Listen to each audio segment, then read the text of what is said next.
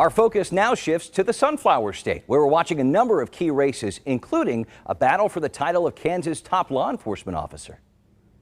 The focus of my campaign from day one has been on public safety over politics. If a president of either party violates the Constitution or exceeds the power of a federal statute, the Attorney General can seek an injunction in federal court.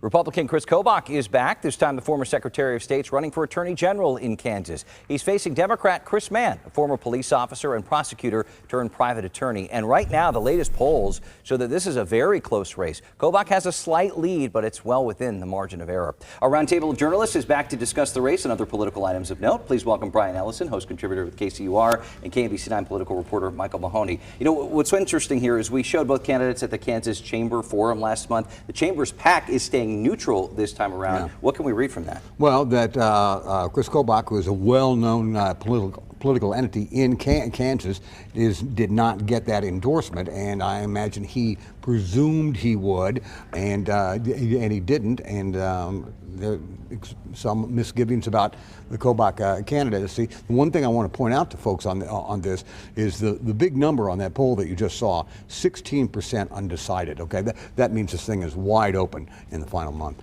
Not to mention the fact that that was several weeks ago. Yeah. So we're still trying to figure out where Chris Mann really stands in this race relative to Chris Kobach. He's following what I think you could call a traditional path for a Democrat to get elected in Kansas if they're going to. He's talking about being tough on crime. He's pointing to his record as a former police officer, as a former prosecutor.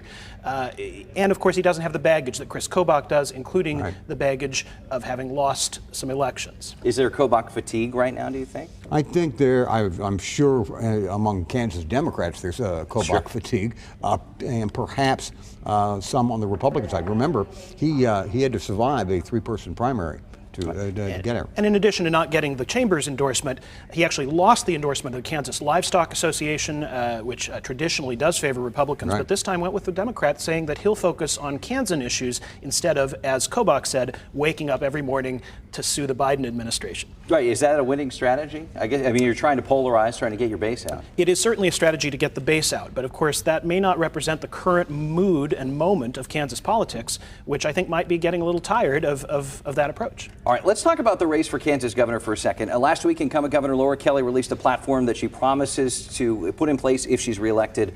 There's a lot of focus on tax cuts, getting rid of the food sales tax right away, expanding relief for seniors, proposing a school supply sales tax holiday. What's new here? I don't see a lot that's new in here. It's part of the Kelly agenda that it remains from the first term that she hasn't been able to enact. It does give her a roadmap forward on that, but it's things that are already in progress. But we're trying to cut down on and trying to focus on the economy for sure. Right, which is interesting because the economy is not very strong right now, and some would blame Democrats in Washington for that. And yet, she believes that she can point to a successful record drawing business to Kansas.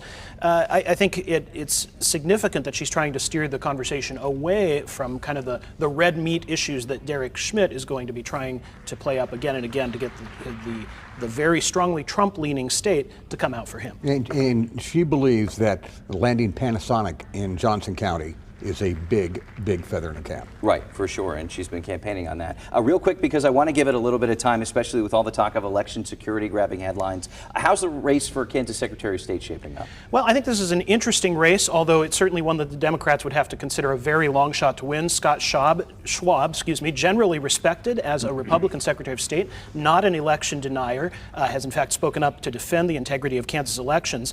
That's a real problem for the Democrat, Gina Repass. A lot of Democrats are sort of saying, campaigning on sort of an election sanity platform. We need someone who will lift up the integrity of our system instead of attacking it. That's a problem when your Republican opponent is not insane.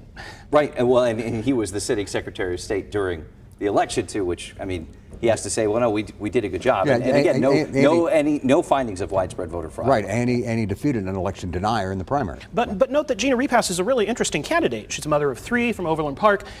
She would be the first black woman to hold statewide office in Kansas, the first black person to hold statewide office since 1882. So it'll be interesting to see how the election plays out. All right, we'll leave it there for this week. Brian Ellison, Michael Mahoney, thank you so much for your time.